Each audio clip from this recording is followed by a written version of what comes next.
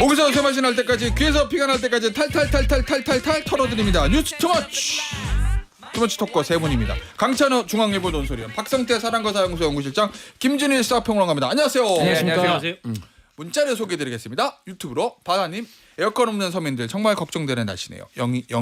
영희함님, 에어컨 있어도 전기료 때문에 안 트는 게 문제죠. 맞아요. 아이고 더워요. 예, 이 두 분 제가 시원한 아이스 아메리카노 쿠폰을 드리도록 하겠습니다. 이 더운데 어떻게들 지내세요?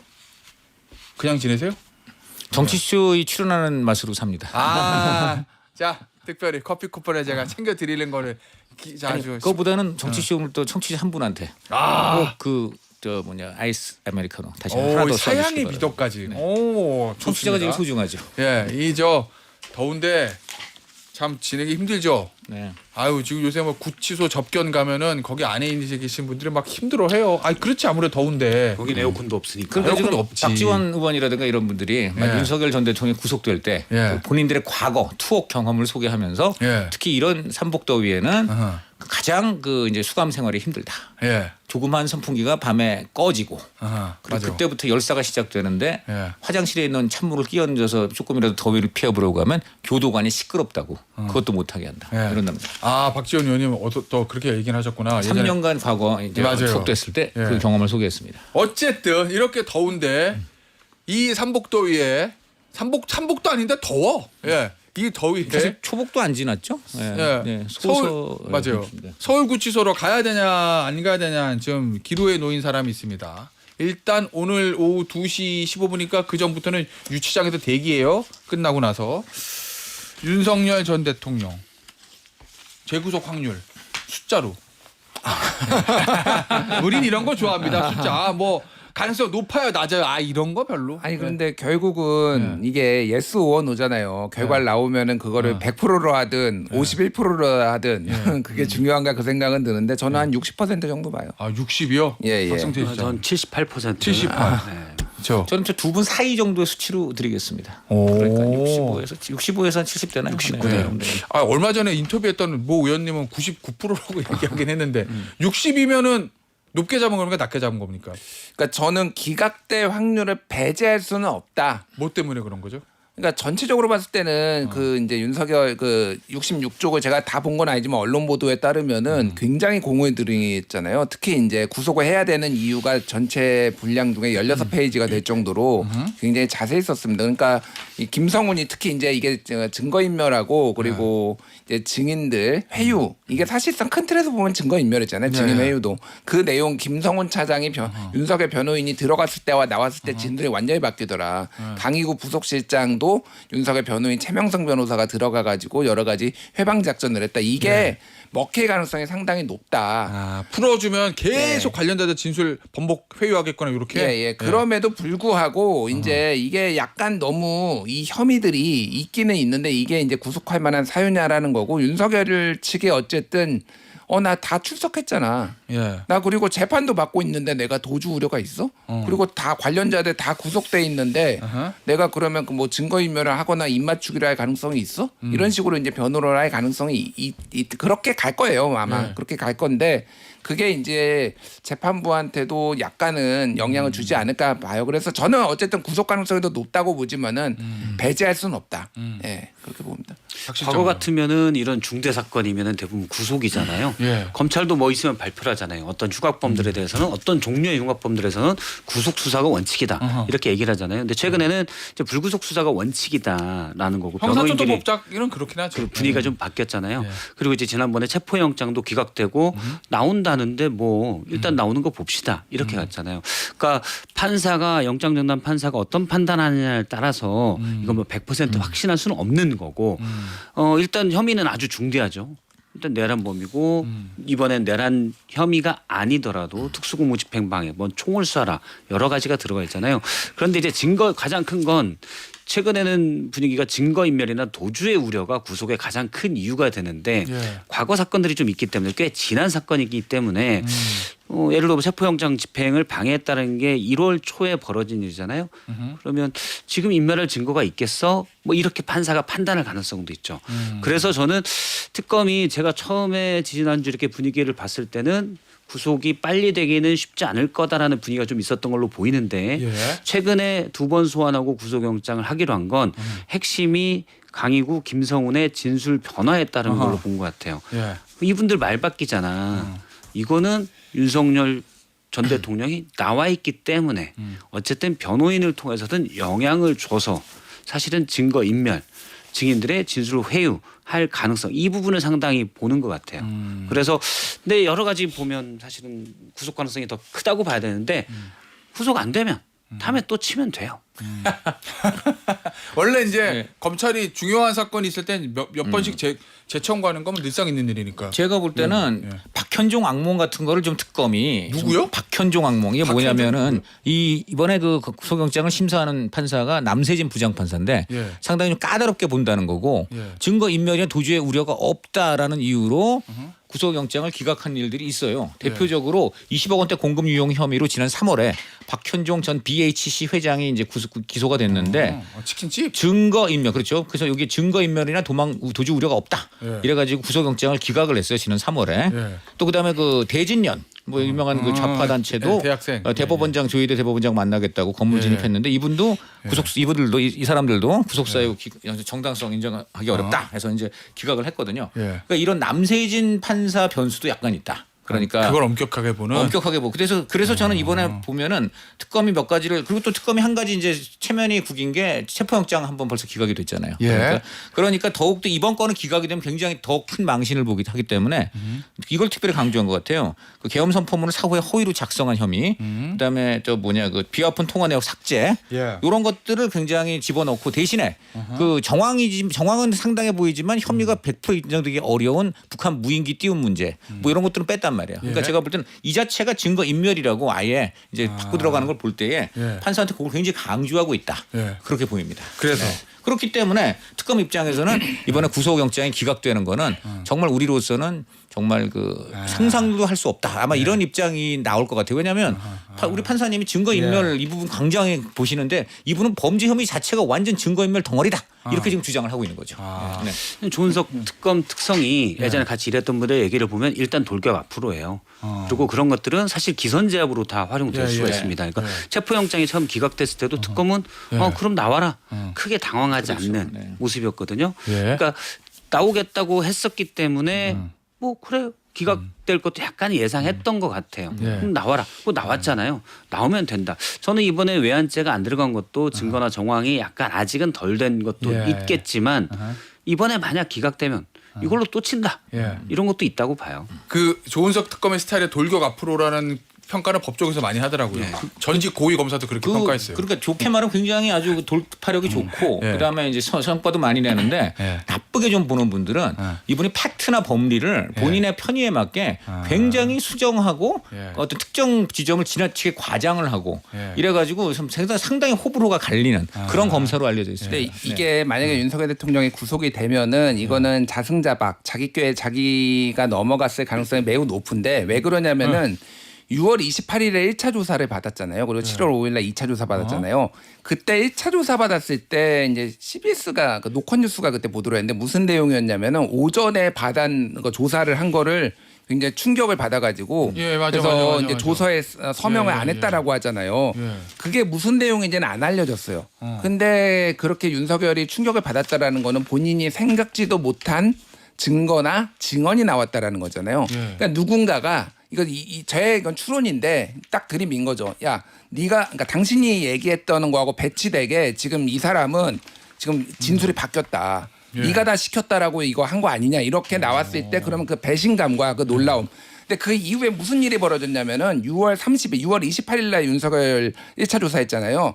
6월 30일에 강희구 부속실장이 조사를 받고 7월 3일에 김성훈 차장이 조사를 받아요. 근데 윤석열 입장에서 보면은 얘들이 이제 진술이 바뀌기 시작하네. 야, 우리 변호인 보내서 단속시켜. 이게 지금 이렇게 된 거거든요. 근데 그게 이제 특검이 딱 보고 그래? 그러면 이게 바로 구속 사유입니다. 증거 인멸 아니면은 이게 증인 회유 이 가능성 그거를 가장 주요하게 넣었어요 지금 예. 이번에 영장에. 그러니까 이게 본인의 자승자박이 될 가능성이 상당히 높다. 예.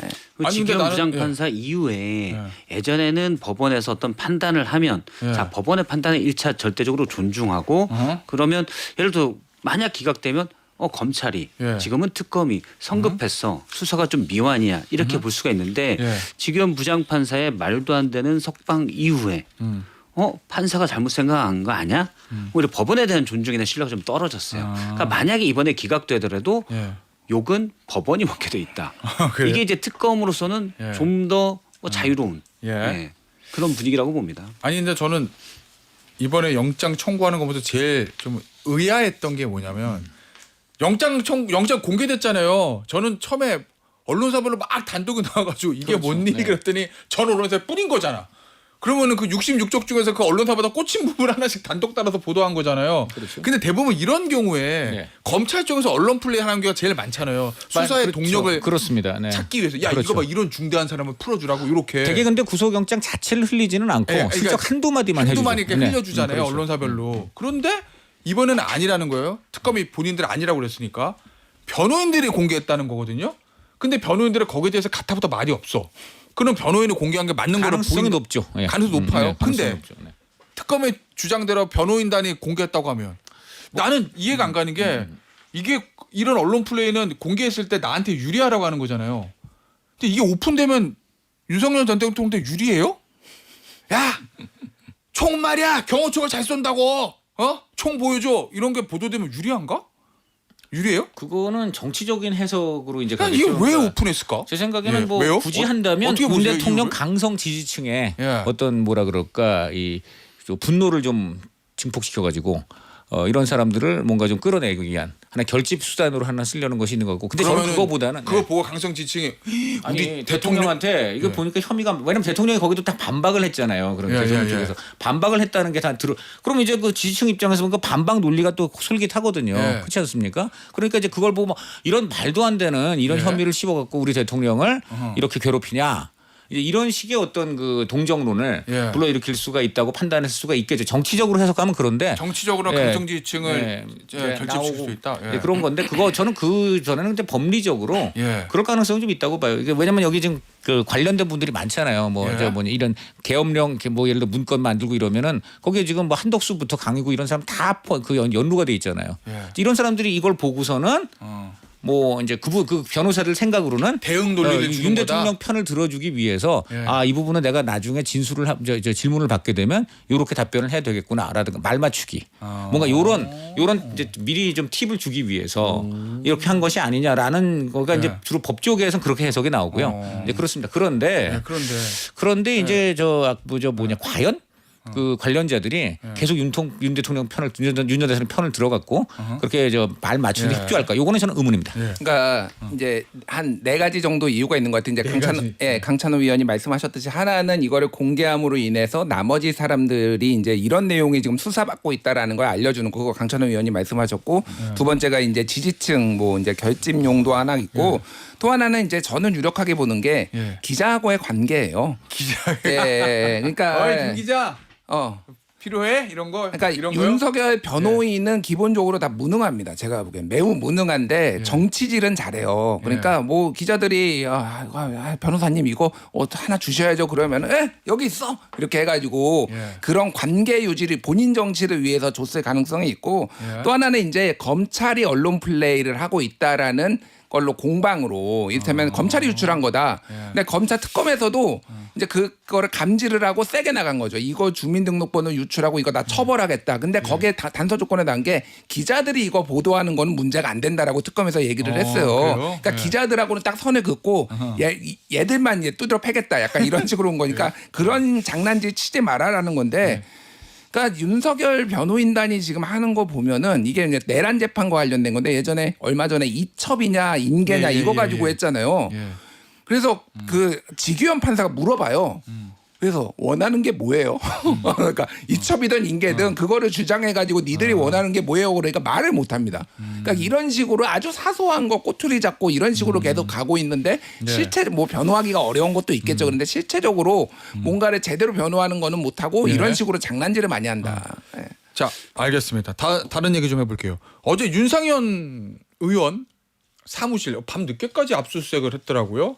그다음에 저 김영선 전 의원 그리고 윤상현 의원 집도 압수수색이고 김상민 전 부장검사 이러면 딱 명태균 씨 저 사건 관련해 가지고 창원 인천 공천과 관련된 거거든요.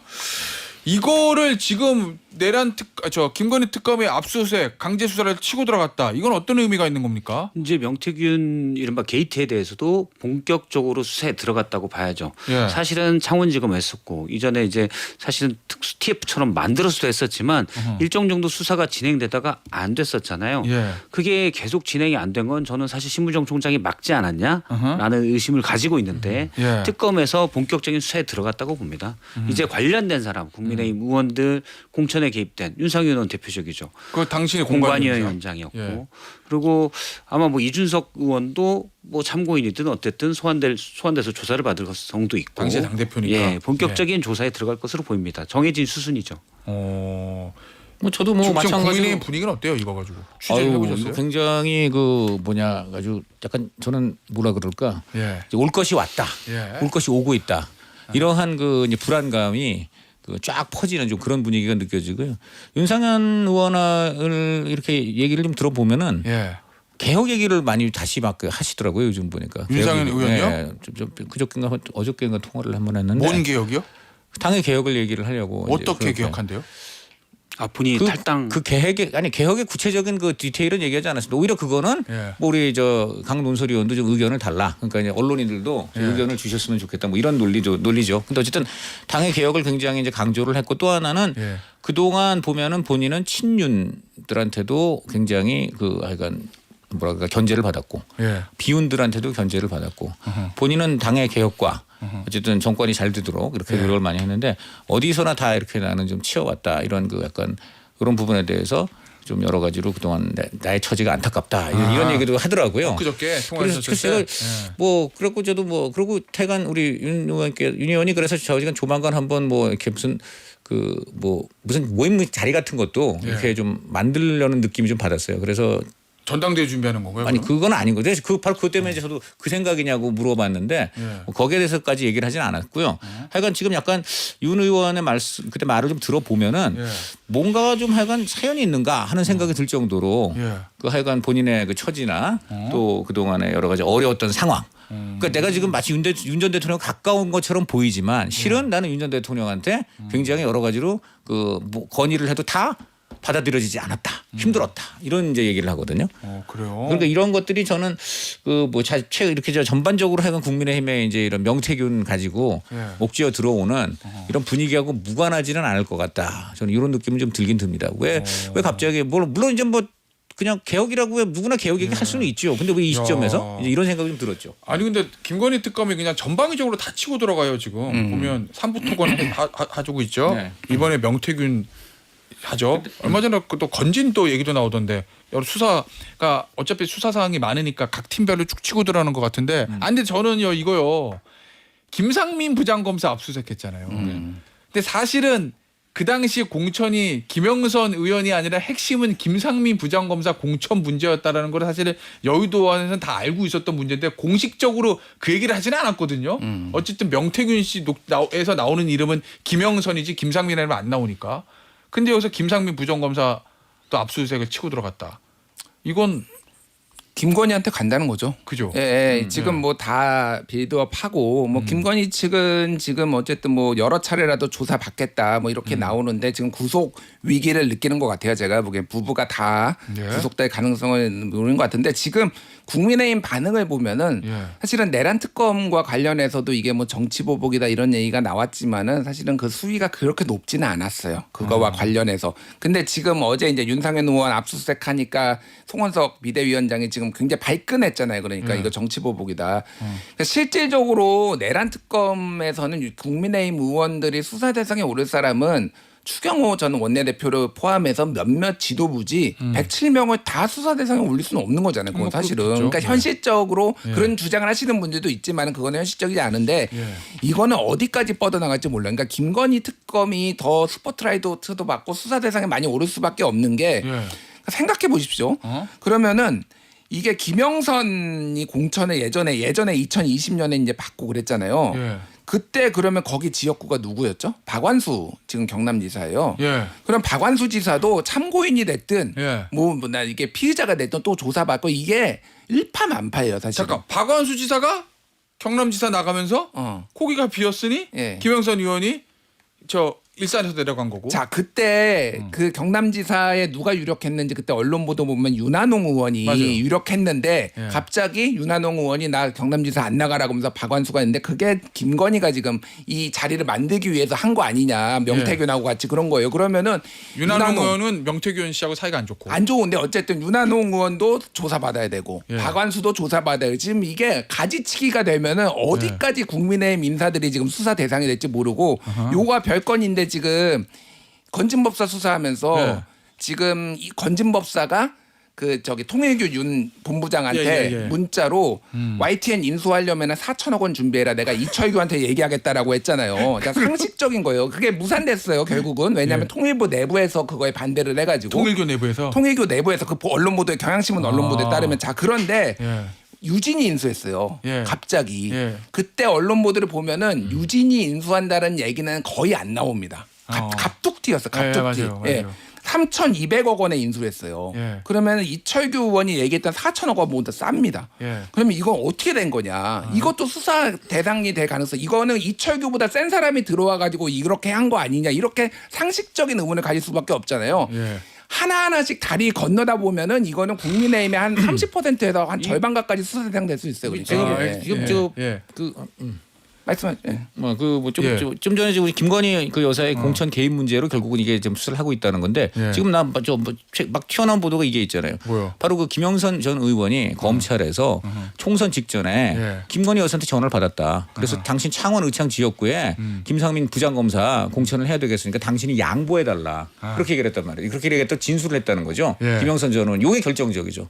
그 영부인이 예. 지역구를 가진 의원한테 당신 지역구에는 김상민 공천 꼽아야 되겠으니까 당신은 양보해라. 예. 이런 전화를 했다라고 해당 지역구 의원이었던 김영선 전 의원이 검찰에 지금 진술한 걸로 나왔어요. 지금 검찰은 요걸 가지고 예. 그럼 관련된 사람이 누굽니까? 바로 당시 공천관리위원장이었던 윤상현 전 의원이라든가 오늘 이래서 이런 식으로 지금 압수수색에 들어갔다. 이렇게 볼 수 있습니다. 알겠습니다. 요거 저 다른 얘기는요. 광고 듣고 3부에서 나눠보도록 하겠습니다. 김태현의 정치쇼 뉴스 투머치 토커 세 분, 박성태 실장, 김준일 평론가, 강찬호 논설위원이 세 분과 함께 하고 있는데 어쨌든 박 실장 지금 보면요. 내란 특검에서는 추경호 의원이 이제 그래도 제일 실제로 혐의가 입증되는 거는 변론으로 하더라도 수사 대상이 될 수 있다. 그렇죠. 김건희 특검에서 누구 얘기 나왔죠? 지금 저 윤상현 의원, 네. 그다음에 뭐 윤한홍, 박완수 지사나 윤한홍 의원도 뭐 참고인 조사는 받을 수 있다. 근데 현역 의원들이 참고인이라도 이제 특검 왔다 갔다 하는 거는 별로 좋은 그림은 아니잖아요. 그러니까 이 예. 새끼를 어디까지 칠지 예. 아직은 가늠도 안 된다. 그러니까 혹시 잘못한 게 있는 분들은 다 떨고 있을 수가 있어요. 나도 혹시 문제 있나? 예를 들어서 김진태 지사 같은 경우도 예. 본인은 완강히 부인을 했죠. 어쨌든 근데 명태균 씨의 주장입니다. 예. 김건희 씨에게 얘기를 해서 되도록 했다. 그래서 밤에 전화해서 고맙다고 김진태 지사 계속 얘기했다. 예. 명태균 씨가 그렇게 주장을 했잖아요. 앞서 얘기한 김상민 전 부장검사도 예. 그러니까 창원에 대해서는 두 명이죠. 22년 보궐선거에는 김영선 전 의원을 해줬던 거고 예. 그 지역에 그다음에 또 될 줄 알았는데 24년 총선에서는 예. 조국 사건 때 고생했다며 김건희 씨가 김상민 부장검사를 줘라. 예. 그 말은 김영선 너 나가. 그 지역에서. 예. 그러면서 거기가 삐뚤어지기 시작해서 명태균 씨가 얘기를 하기 시작한 거죠. 어허. 이게 이른바 홍매화 사건까지 연결이 되고 예. 그런데 그 두 건 다 핵심은 누가 있냐? 김건희 씨가 있는 거잖아요. 어허. 사실은 공천에 개입하면 안 되잖아요. 그 공직선거법 위반인데 예. 김상민 부장검사에 대해서도 압수수색 들어가면서 했던 게 선거 운동하면서 뭐 차량 리스비의 보증금을 누가 내줬다. 3천만 원 정도. 저는 이런 게 다 압박이라고 봐요. 일단 걸어놓고 예. 너 입 안 열면 어떻게 되는지 봐. 예. 그러면 이제 자 어떻게 해서 여사가 당신에 대해서 고생했다고 하고 이 지역에 적극 추천한 이유가 뭐냐. 당신과 여사의 관계는 무슨 관계냐. 그러면 중간에 누가 나올 수도 있고 예. 또는 사실은 제가 뭐 여사한테 도와달라고 했으니 그렇게 나올 수도 있고 예. 그러면 이게 시간이 걸릴 뿐이지 점점 방향은 여사로 향하게 김건희 씨에게 향하게 돼 있고 결국은 나온다. 그럼 뭐 1, 2주일 안에 다 나온다고 그 그래요. 김상민 당시에 김상민 전 부장검사하고 김영성 전 의원의 한동훈 비대위원장이 다 컷오프 시켰거든요. 그래서 창원이 취한 맞죠. 김에 다 컷오프 그건 됐는데 잘한 행동, 잘한 네. 조치였습니다. 예. 시끄러우니까 이제 당시 한동훈 당대표가 비대위원장이 그때 그래서 소문이 그렇죠. 너무 무성했어요. 그 김상민 전 부장검사 같은 경우에는 검찰 신분인데도 가서 막 그 이제 선거 관련된 어떤 행동들을 하니까 예. 당시 이원석 검찰총장도 경로를 해가지고 예. 징계 조치도 내리고 그랬거든요. 예. 그러니까 그때 분위기는 아니 어떻게 현직 검사가 저렇게 강한 맞아요. 행동을 한다는 거는 뒷배가 엄청나지 않고서는 예. 저런 일이 벌어질 수 없다. 이게 하나 있고 또 하나는 저 김영선 전 의원이 어쨌든 진술을 저렇게 했다는 거는 예. 김영선 전 의원도 굉장히 이거적으로 다른 게 압박이 많이 들어갔다고 봐야 되겠죠. 아. 그러니까는 결국 여사가 전화했고 양보하라고 했었다. 이 결정적인 알겠습니다. 증언을 한 것 같습니다. 자, 어쨌든 컷오프된 김상민 전 부장검사는 그 이후에 총선 이후에 좋은 데 갔어요. 그 어딘지 찾아보세요. 네. 그러니까 아니 거기까지만 누군가 얘기하면 계속- 어떻게 합니까? 그냥 말씀을 하시지. 예, 국정원에 가 있어요. 네. 예. 지금도 있는지 모르겠는데 그 다음에 국정원이군요. 갔어요. 국정원에. 예. 그렇게 아시면 되고 그럼 뭐 찾아보면 나옵니다. 검색해 보면.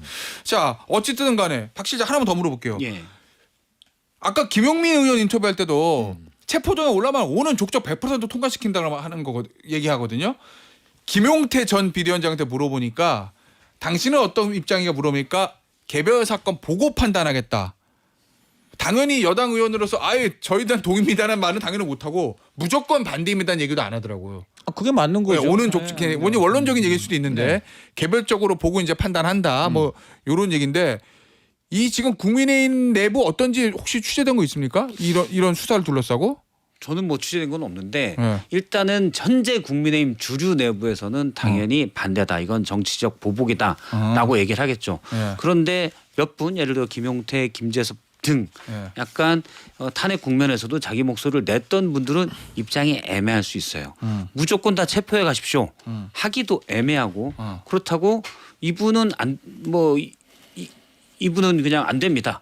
이러기도 애매한. 예. 왜냐하면 검찰의 수사 단계잖아요. 그러니까 혐의가 확정됐다고 볼 수도 사실은 없는 거죠. 그래서 저는 몇 분 정도는 애매할 수가 있겠다. 지금 우리가 이름을 얘기하는 분들 예. 이런 분들은 당연히 혐의가 좀 더 검찰에 나오면 체포해 가십시오. 예. 라고 할 수 있겠는데 근데 그렇지 않은 분들은 뭔가 새로운 게 나왔다. 이거는 이제 여론을 보고 판단할 것 바로 같아요. 이것 때문에 지금 국민의힘은 전당대회 자체가 네. 굉장히 흔들릴 것 같아요. 왜냐하면 그럼 8월 말에 못할 수 아니 있다? 그러려니까 못한다는 의미보다도 지금 한동훈 전 대표라든가 뭐 김문수 전 대선 예. 후보라든가 이런 분들이 이제 한마평에 오르는데 예. 지금 예를 들어 한동훈 전 대표 같은 경우 이렇게 주변 들어보면 이번에 안 나가는 쪽으로 지금 얘기도 하는 사람들이 많아요. 물론 이제 뭐 나와야 된다는 사람도 있지만 그러니까 이거 왜 그러냐면 지금 이렇게 일종의 사정 정국이 시작되는데 예.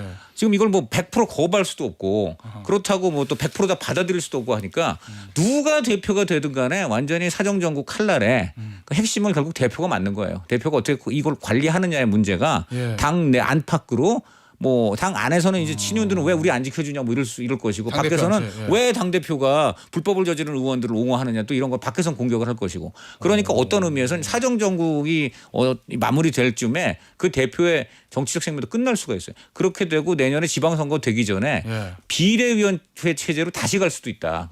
그렇게 되면 그러면은 이번 대표는 칼날만 잔뜩 맞고 예. 안팎으로 순환만 당하고 이런 문제가 생길 수가 있기 때문에 하면 나쁜 거구나. 그럼. 하면은 독배가 될 수도 있는 거죠. 그러니까 물론 여기서 이제 소신을 가지고 예. 뭐 엄정하게 내가 대응하겠다. 그래봤자 불만은 또 굉장히 많이 어쩐 쪽에서 간에 불만이 나올 거 아니겠어요. 이걸 어떻게 그럴 수 본인이 있죠. 수습하느냐. 예. 그러니까 이번에 난 좀 굉장히 다들 저울질한다. 이런 것 때문에 이번에 예. 그 윤상현 의원의 압수수색에 대해서는 예. 사실은 누구나 예상할 수 있는 바잖아요. 예. 이른바 명태균 게이트에서 공천 개입 논란의 핵심 당사자가 윤상현 의원입니다. 예. 그는 전혀 모른다고 하지만 대통령의 녹취도 나왔잖아. 내가 상현이 보고 해주라고 했는데 걔가 공관위원장이니까. 예. 그렇죠. 녹취에도 나온 인물이에요. 그러면 당연히 수사 대상인데 예. 지금까지 사실 수사를 안 받았다는 게 신기하고 이상할 정도인 거죠. 예. 그런데도 송원석 원내대표가 이건 정치 보복이다라고 얘기했잖아요. 그러면 나머지 상당수 의원들은 그냥 거기에 고개 끄덕일 수밖에 없어요. 그리고 예를 들어 몇 분이 얘기를 하려고 해도 그건 배신자 프레임에 걸리니까 애매해지는 그냥 조용히 있게 되는 거죠. 이게 하나만 짧게 말씀드리면은 최근에 이제 내란 특검에서 안가 CCTV를 확인을 했거든요. 예. 그런데 거기에서 이제 나온 게 11월 1일 날 윤상현 의원이 안가를 찾아서 윤석열 대통령과 독대를 한 게 또 나와요. 12월 1일? 12일 그러니까 개엄 이틀 전에. 예. 근데 그날이 김용현 국방부 장관이 비상계엄 이제 이거 예. 작전 보고한 날이거든요. 완료가 됐어요. 그래서 이제 날짜만 잡는 이런 예. 상황에서 그러니까 그러면은 왜 들어간 게 그러니까 단순히 김건희 특검만 걸려 있는 게 아니라 지금 거기까지도 지금 수사가 확대될 수 있어서 한두 명이 아니에요. 그러니까 이게. 어쨌든 국민의힘은 그렇게 힘들어지고 있는데 혁신위는 좌초했어요. 이거 안철수 의원이 네. 혁신위원장 어쨌든 이제 인적 쇄신을 받아들이지 않았다. 그 다음에 혁신위원 구성을 비대위 마음대로 했다. 네. 이렇게 해서 그만둔 건데 예.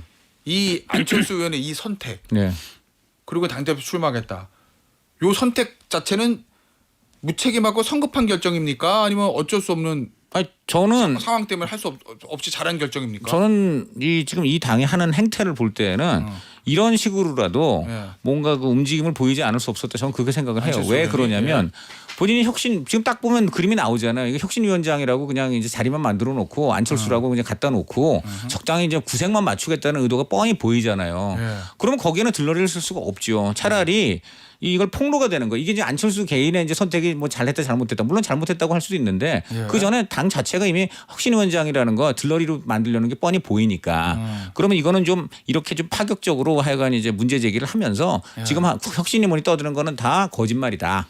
지금부터 그래서 정말 제대로 어쨌든 간에 혁신을 요구하는 세력들이 어떤 형태로든 분출이 돼 보자라는 점에서 저는 불가피한 선택이었다고 봅니다. 만약에 안철수 의원이 이 상황에서 그거 참고 넘어갔으면 앞으로 혁신 아젠다 이거저거 내놓을 때 그때마다 또 계속 부딪히고 거부당할 거예요.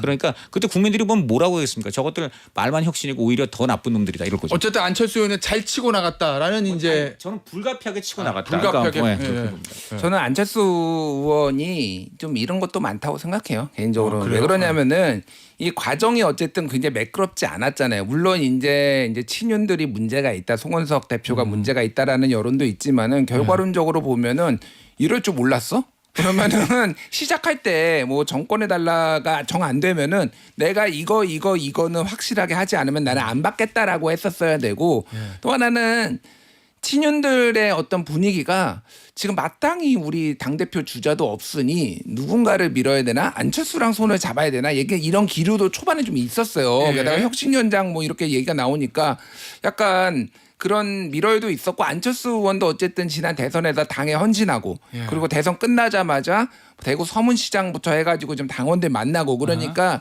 주류들에 대한 당원들에 대한 마음이 좀 왔는데 이걸로 인해서 사실 그게 많이 그러니까 개혁 성향은 선명해졌지만은 이제는 그러니까 김문수 후보랑은 그냥 김문수 전 장관이랑은 이제 상종할 친윤 입장에서 보면 상종할 수 없고 한동훈은 왼수고 근데 안철수까지 이제 이렇게 돼버린 거야. 그러니까 어제 이제 뭐 서정욱 그 변호사가 나와서 언더찐윤들은 이제 장동영 매기로 했다 막 이런 얘기까지 지금 나오고 혼돈의 아노미 상황이에요. 근데 안철수 의원은 제가 보기에는 어쨌든 좀 믿음직하지 않다라는 그런 거를 좀 이미지를 다시 한번 얻은 게 좀 안타까운 상황입니다. 안철수 의원이 잘 때려쳤다고 봐요. 어차피 계속했으면 완전히 이미지만 이상해졌을 수도 있습니다. 근데 김준일 평론가님의 말처럼 그럼 애초에 왜 시작했냐라는 게 들죠.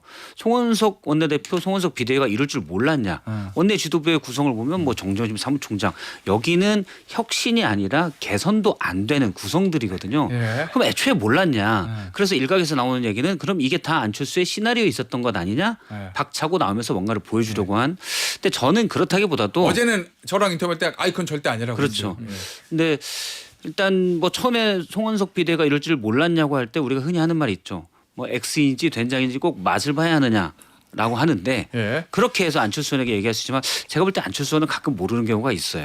그래요? 예. 그래서 그냥 저도 그냥 맛을 보고 아는 경우라고 저도 봅니다. 동의합니다. 저 이럴 줄 정말 이럴 줄 모르고 한 거냐 이건 아니고 저는 분명 송원석 원내대표가 책임을 져야 돼. 본인이 뭐라 그랬어요? 아마 하고 싶은 대로 다 하겠다 이런 주로 얘기를 많이 안철수 했잖아요. 의원의 정확한 워딩은 네. 전권을 주겠다라는 그렇게 단어는 이제- 없었는데 네. 하고 싶은 거 있으면 다 뒷받침하겠다는 취지로 얘기했다라고 그러니까 얘기했었죠. 그때 아까 지금 김준일 평론가가 뭐 최소한 이거는 하게 해달라는 식으로 애초에 뭐 좀 딜을 좀 얘기를 했어야 되는데 오히려 그렇게 되면 자기 입지를 제한하는 거예요. 적어도 저 송원석 원내대표가 거의 지금 하고 싶은 대로 하게 해주겠다.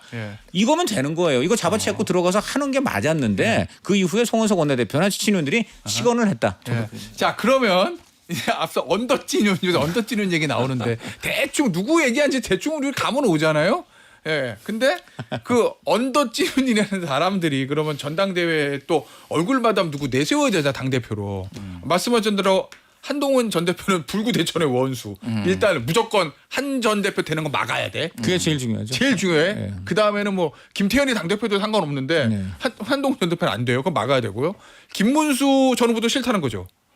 아니 왜냐하면 그때 한번 당했으니까 본인들 입장에서는. 그리고 사실은 김문수를 더 싫어한다는 얘기도 있어요. 그래요? 왜 그러냐면은 좀 미치겠다. 죄송한 말인데 김문수 전 장관의 주변에 예. 그러니까 그 이제 대선 치르면서 핵심 측근들은 예. 소위 말하는 정치 룸팬들이 너무 많다. 예? 오랫동안 룸팬들 쉬신 분들이 많아서 예. 김문수 당 대표 되면은 그분들이 대거 들어와서. TK 특히 당선이 가능한 TK 지역에 공천을 받으면 우리 예. 몫을 빼앗아 그래요? 갈 가능성이 있다라고 해서 그것도 절대 안 된다 이런 예. 분위기가 있어요. 그러니까. 왜냐면 그분들이 그 대선 그 경선 과정에서 보니까 예. 처음에는 난 한덕수랑 단일화 할 거야 하다가 확 돌변했잖아요. 그래요? 그때 지금 핵심적으로 역할한 분이 누구냐? 과거 민중당 시절. 그때부터 했던 이른바 가신그룹이라는 거예요. 이 사람들이 지금 다 우르르 들어오면 진짜 그야말로 다 뺏긴다. 이런. 자, 그래서 그러면 새로운 사람으로 이제 선택할 장동혁 의원이에요?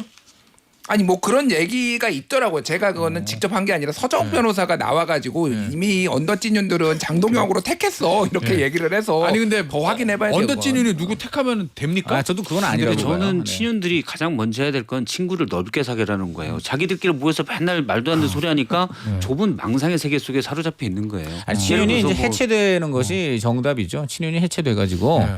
지금 친윤이 저 사실 뭐 윤 전 대통령 뭐 구속 기로했는데 뭐 지금 윤 전 대통령 따라서는 그거 친한 친윤이 어디 있겠습니까? 예. 그냥 기득권 집단이지. 알겠습니다. 내놔야 돼요. 네. 자, 요거 좀 마지막으로 이 마지막 이슈가 될까? 더 할지 봅시다. 얘기를 해보고.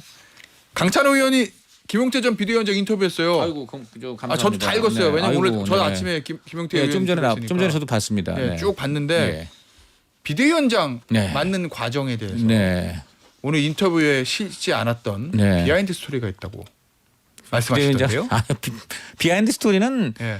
거기 있는 건 엑기스를 다 모아서 썼기 때문에 예. 뭐 그런 거는 당연히 거기다 들어가 있고요. 예. 저는 나경원 의원의 역할이 상당히 눈에 띄더라고요. 그러니까 이 김문수 오늘 그 인터뷰에도 보면 네. 김용태 비대위원장이 말은 네. 나경원 의원이 뭐 200m로 국회 200m로 오라고 그래서 갔더니 그렇죠. 김문수 후보하고 같이 있었다. 그렇죠. 거기서 네. 비대위원장 자리를 제안받았고 그렇죠. 본인이 네. 좀 고민하다가 수락했다 이 얘기거든요. 거기서 보면은 이 5월 11일 날 전화가 온 게 그날이 김문수 후보가 확정된 날이거든요. 예. 만약 김문수 후보가 직접 김용태 의원한테 전화했다면 김용태 의원이 벌써 전화 받으면서 감이 왔을 거 아니에요. 업체 어떤 입장이 될 정할 텐데 일부러 그 나경원 의원을 시킨 거죠. 나경원 의원이 그래서 대신 전화해가지고 예. 그냥 와봐 해가지고 바로 눈앞에서 그냥 김문수 후보가 바로 손잡고 예. 나도 당신 나의 감옥까지 갔다 왔는데 뭐가 당신이 두렵나 다 해봐라 다 하게 해주겠다 이제 이렇게 하면서 하고 그다음에 이제 아니 근데 솔직히 말해서 계엄이나 이런 거는 후보님하고 저하고 좀 입장이 다른데요. 그랬더니 나경원 의원 싹 끼어들어서 그거 다르지 않을걸요라고 얘기를 해요. 그 말이 굉장히 함의가 있는 거죠. 그건 굉장히 다르지 않을걸요라고 얘기해요. 그 무슨 뜻이에요? 그게 그게 다르지 않아요? 무슨 얘기냐면 여러 가지 함의가 있겠는데 다르잖아. 김용태 의원하고 김문수 후보의 그러니까 계엄과 탄핵에 대한 입장 누가 봐도 다르잖아. 전혀 다른데 그거를 나경원 의원이 딱 연결을 시켜서 다르지 않을걸요라고 얘기를 해요. 예. 그 얘기는 뭐냐면 대강 이런 거죠. 지금은 좀 서로 다른데 예. 어차피 대선 후반전 가면은 중도층 소구를 위해서 예. 김용태 당신 쪽으로 김문수 후보가 옮겨올 거야. 예. 그러니까 그냥 걱정하지 말고 비대위원장 맡아 이런 뜻으로 이제 해석을 할 수가 있겠죠. 실제로 어쨌든 옮겨왔어요? 김문수 후보가 김용태 의원이 원하는 만큼까지는 안 왔지만 예. 어쨌든 간에 이제 초기하고는 좀 달라진 스탠스를 보이잖아요. 그랬어요? 그렇지. 조금 어쨌든 그런 식으로 보이고 했기 때문에 나경원 의원은 그런 식으로 해가지고 거간을 붙인 거죠. 그러니까. 네. 앞에서 이렇게 너털 웃음을 짓는 이유는 뭡니까? 아니 그러니까 이게 뭐 나경원 의원이 진짜 그렇게 순진하게 믿은 건지 아니면은 아니 그러니까 뭐 김용태를 소위 말해서 구워 삶으려고 한 건지 모르겠으나 김문수 후보는 고문에도 이렇게 옛날에 뭐 본인이 많이 얘기했잖아요. 선호여 뭐 했을 때 고문에도 동지들의 이름을 부르지 않았던 사람이라 할 정도로 심지가 굳은 사람이고 생각이 바뀌는 사람이 아니에요. 그러니까 이런 거를 믿고 들어간 김용태 의원도 사실은 자기는 뭐 해볼 수 있겠다고 생각했지만 그렇고 그러니까 나경원 의원의 역할이 계속 뭔가 지금 최근에도 기억하실지 모르겠지만 전당대회에 이낙연도 나와라 한동훈도 나와라 뭐 이런 인터뷰도 했었잖아요. 이낙연도 나오라고 그랬어요? 예. 이제 CBS KBS 인터뷰에서 그런 얘기했어요. 그래요? 다 나와야 된다 이번 전당대회는. 그러니까 뭔가 본인이 너무 자주 출모를 해가지고 하는 거에 피로감을 좀 희석시키면서 중간에서의 뭔가 역할들을 하려고 끊임없이 노력을 하는데 그래서 좀 이게 잘 삐걱대는 것 같아요 제가 보기엔. 예. 근데 이번 계엄과 이후에 탄핵 정부에서 제일 이미지가 많이 우리가 알고 있던 거와 좀 달라진 분이 앞서 말한 윤상현 의원과 나경원 의원이에요. 원래는 약간 비주류에서 그래도 온건 쪽인 걸로 알고 있는데 뒤에 가장 강경하게 갔잖아요. 예. 관저 찾아가고 구치소도 가고 그런 걸 보면 이분들이 이제 중진인데 5선 중진들인데 별다른 예. 게 없기 때문에 예. 이제 강성 지지층을 업고 내가 뭔가를 해보겠다. 어허. 그 생각을 앞서 이제 강찬호 의원님 말씀 들어보면 윤상현 의원도 그 생각을 하는 것 같고 네. 근데 일단 수사부터 받으시고 어. 나경원 의원도 저도 최근에 인터뷰들을 보면 뭐 당대표 또 나오실 것 같아요. 아니 앞서 제가 김용태 의원 인터뷰할 때 잠깐 물었는데 윤석열 대통령 진짜 나쁜 사람이라고 그랬잖아요. 네, 그렇습니다. 네. 예. 그 이유가 뭐예요? 조금 더 자세하게 아니 풀어주시면. 아까 근데 결국 중요한 거는 그거죠. 본인 전화나 문자는 다 이러면 소위 속된 말로 씹었거든요. 예. 그 대통령이. 예. 그러고 나서 바로 그 자기가 그러고 있는데 보란 듯이 김문수 후보가 하라고 하면 뭐든지 하겠다. 탈당을 포함해서 하겠다. 이래버렸잖아요. 그러니까 네. 후보하고만 얘가 얘기를 하겠다라고 하고 그 과정에서 보면은 저는 솔직히 이것도 이해가 안 되는데 세상에 어떻게 그래도 대통령에 속한 당의 대표인데 네. 이분이 그 대통령 전화번호가 없다는 것도 이거 상당히 너무 심각하죠. 그런데 저도 그게 예, 제일 진짜 정말 이게 말도 안 되는 거예요. 그런데 거기다가 그래서 결국 거간을 전한길 씨를 쓴 거예요. 왜냐면 윤 전 통이 전화번호를 바꿨거든요. 바꿨는데 바꾼 점은 모르는. 그러면 당하고 최소한의 소통을 네. 하면 그건 그건 당대표 아닙니까? 네. 그런데 그런 당대표가 대통령 전화번호를 알 수도 없고 네. 오죽하면 전한길 씨를 통해서 좀 그 윤 대통령 좀 연결시켜달라 그러니까 전한길 씨가 처음에 뭐라 그랬냐면 대뜸 윤 전 대통령 지금 당신이 연결해달라는 건 탈당 지금 얘기하는 것 같은데 탈당시키면 절대 안 됩니다. 이렇게 된 거예요. 그래갖고 전한길 씨랑 그 김용태 의원하고 막 설전이 벌어졌대요. 그러니까 이제 중요한 건 윤 전 대통령 번호 받으려고 전화했는데 그게 아니고 탈당시키면 안 돼요. 막 이렇게 하면 전한길 씨가 한창 그래서 김용태 의원도 격분해가지고 아, 무슨 소리입니까? 탈당하셔야죠. 그래갖고 둘이서 탈당 논쟁 이걸 오랫동안 하다가 그 다음에 두 번째로는 그러면 정 만나고 싶으면 같이 이제 전한길 씨도 같이 하는 걸로 이런 쪽으로 이제 얘기가 됐다는 거예요. 그래서 그 김용태 의원이 그러면 안 된다. 이러다가 결국은 이제 번호를 겨우 받아가지고 전화를 했는데 안 받고 씹었다. 텔레그램도 안 받고 그러는데 갑자기 탈당을 포함해서 모든 건 김문수 후보 하라는 대로 하겠다 이래 버리니까 완전 그냥 꼭지가 돌았다는 거죠. 그래서 저한테는 이 얘기에 화가 나가지고 야 윤리위 준비해. 윤리위 가동하자 이렇게 했다는 거죠. 그런데 그날 밤에 뭐 여러분들이 다 아실 분은 아실 것 같은데 김문수 후보 측근이 갑자기 밤밤중에 전화 걸어서 아마 윤리위 가동해서 축출을 하려고 그러니까 그걸 김문수 후보 쪽을 통해서 윤 대통령 쪽에서 결국은 하루 기다려달라고 한 건데 그 과정에서 진짜 이 김용태 의원이 야 정말 나쁜 사람이다라고 해서 제가 그 말을 듣고 이거 써도 되냐고 물어봤어요. 그랬더니 쓰세요 그러더라고요. 예, 그래요? 그렇게 돼서 나가게 된 거예요. 알겠습니다. 한 1분 남았는데 송원석 비대위원장이 새 혁신위원장 찾는다거든요. 누구 있어요? 근데 딱 김종혁 최고위원이 페이스북에 쓴 글이 저는 동의가 됐는데 본인이 그냥 혁신위원장 겸직하면서 새 당대표 또 뽑으려면 또 시간 걸리잖아요. 그럼 혁신위원장이 할 수 있는 게 없어요. 시간적으로 너무 촉박하니까 본인이 웬만하면은 정리를 좀 해줘라 혁신위원장 하면서 그리고 새로운 당대표가 또 누구를 출당시켜야 되네 이런 거 안 하고 잘 출범할 수 있게 해줘라. 저는 이게 맞는 것 같아요. 그러니까 그냥 혁신위원장 겸직해라 이왕 비대위원장 하시면서 그래서 웬만한 거 좀 정리를 하면은 새로운 또 이제 친윤에서 좀 벗어나가지고 새로운 정치적 활로를 모색할 수 있지 않나 그거를 김종혁 최고가 그렇게 페이스북에 썼어요 그거를. 근데 알겠습니다. 근데 혁신 대상들이 혁신위원회 운운하니까 지금 뭐가 악유가 안 맞는 겁니다. 알겠습니다. 오늘 뉴스 투마치 여기서 마무리하도록 하겠습니다. 박성태 실장, 김준우 평론가, 강찬호 위원이었어요. 감사합니다. 감사합니다.